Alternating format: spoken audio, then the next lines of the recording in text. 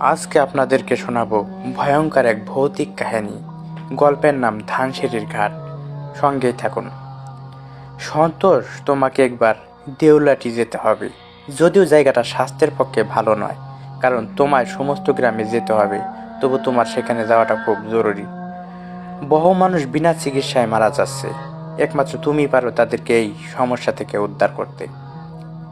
সন্তোষ রাজি হয়ে যায়। এখন দেউলটি যাবার পালা।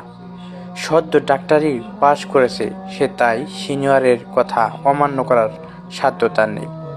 আচ্ছা বেশ স্যার, আমি দেউলটি যাব। কলকাতা থেকে ট্রেন ধরে দেউলটি পৌঁছাতে হবে। যদিও রাস্তাটা খুব বেশি নয়, তবু তার জন্য সমস্ত রকমের প্রস্তুতি নিয়েছে সন্তোষ। কখনো কোনটা দরকার পড়বে। ট্রেন ছেড়ে দিল। দেউলটি পৌঁছাতে পৌঁছাতে সন্ধ্যা হয়ে যাবে।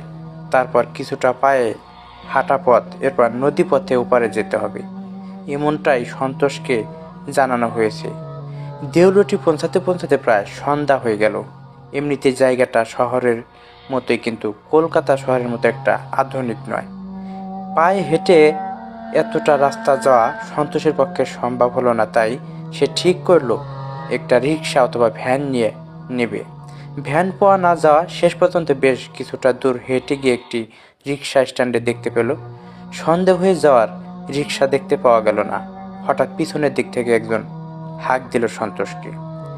দাদা, আপনি কি কাউকে খুঁজছেন? এখানে কি নতুন এসেছেন? কারোর বাড়িতে যাবেন?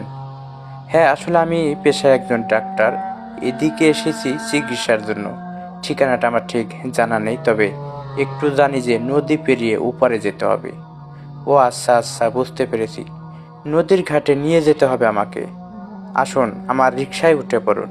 আসলে এই অঞ্চলটাতে রাত্রির দিকে রিক্সা ভ্যান কিছুই পাওয়া যায় না। যে যার নিজের বাড়িতে চলে যায় সন্ধ্যে 7টার পরেই। আমি আমার বাড়ির দিকে ফিরছিলাম, হঠাৎ আপনার সাথে দেখা হয়ে গেল। আমার বাড়ি ওই পথেই, চলুন।